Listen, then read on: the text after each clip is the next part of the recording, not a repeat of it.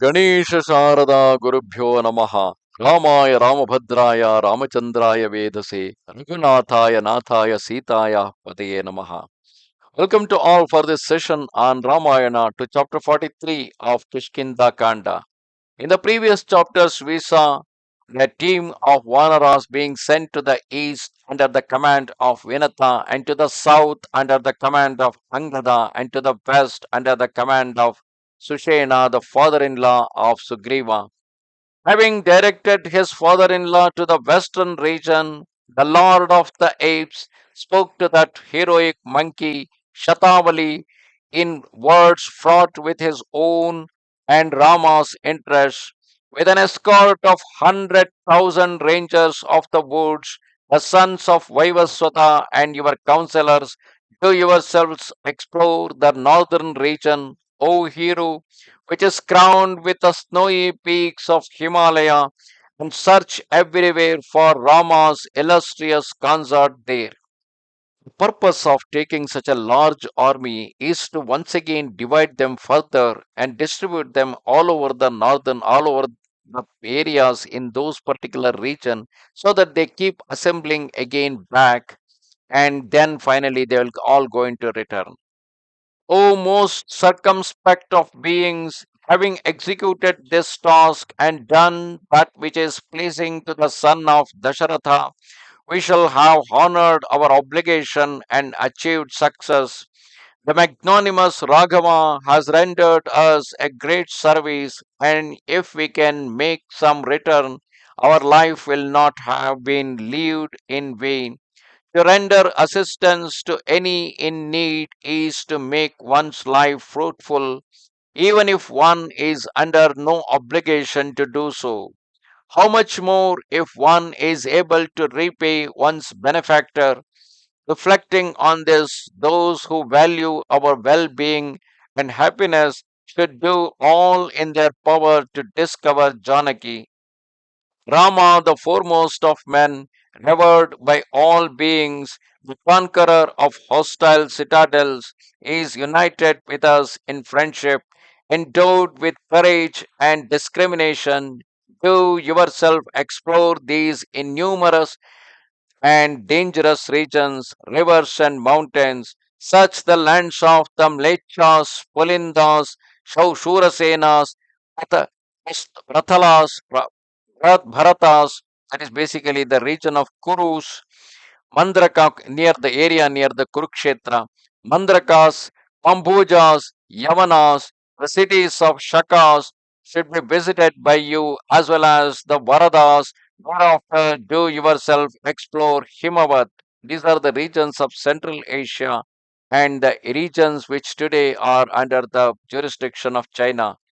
In the tracts of Lodras and Padmakas and in the Devadaru woods, search on every side for Ravana and Vaidehi, reaching the Soma hermitage frequented by Devas and Gandharvas, proceed to the mountain named Kala, possessing spacious plateaus.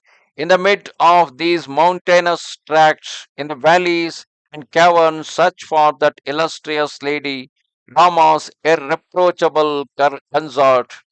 Having traversed that breasted mountains, you should scale Mount Sudarshana and further Mount Devashakha, the refuge of birds filled with every variety of winged creature and covered with trees of differing fragrance. Amid its golden rocks, fountains, and caves, search for Ravana and Videha's daughter. Going beyond this mountain, you will come upon an open space measuring 400 miles in extent, devoid of mountains, rivers, and trees, nor are any living beings to be found there.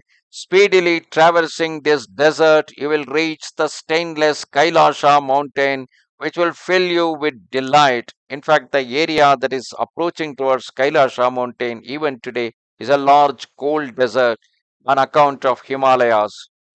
There, resembling a pale cloud, you will see the charming domain of Kubera of burnished gold constructed by Vishwakarma where lies a great lake covered with flowering lotuses and lilies, frequented by swans and ducks, where troops of apsaras disport themselves. Probably he's talking about the Manasa Sarovara.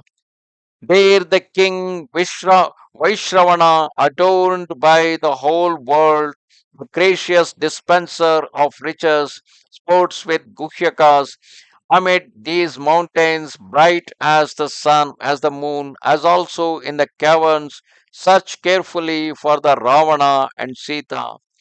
Coming to the Mount Krauncha with exceeding circumspection, enter its inaccessible caverns, which are well known to be extremely hard to penetrate. There dwell certain great and illustrious rishis, fulgent as the sun, adored by the gods, those whose forms they assume. You should explore the other caves, plateaus, and peaks of the Krauncha mountain thoroughly. Then the treeless Manasa peak will be seen, the abode of the birds and the scene of Kama's austerities. There is where no way for any creature, god or titan exists. This mountain should also be searched by you. Beyond this is the Mainaka mountain, where the great giant Maya has built his abode. This place with its plateaus, plains, and woods must also be searched by you. Women with the faces of horses dwell there. Going beyond there, you will reach the abode of Siddhas, where the ascetics, Valakilyas, and Vaikanasas are there, paying obeisance to those great beings whose austerities have cleansed them from all sin, and in humility inquire of them concerning Sita. There is the Vaikanasa lake covered with the golden lotuses, the resort of beautiful swans, bright as the dawn. The elephant of Kubera, Sarvabhauma by name, in the company of she elephants, wanders about in that region. Beyond that lake is a sky bereft of moon, sun, stars, and clouds, but it is illumined as if by so many solar rays through the effulgence of the godlike sages crowned by asceticism who rest there. Leaving that region behind, you come to the river Shailoda, on whose banks the Kanchaka reeds grow, by the help of which the Siddhas cross to and fro. There are the Uttara Kurus, with whom those who have acquired spiritual merit take refuge. There are lakes there whose waters are covered with golden lotuses and innumerable rivers abounding in dark green leaves and pools of the hue of the morning rising sun embellished by clumps of crimson lotuses, pearls and gems of great price and masses of blue flowers possessing golden stamens covered those tracts and rivers with floating islets, where gold abounds and high banks scattered with precious stones are seen.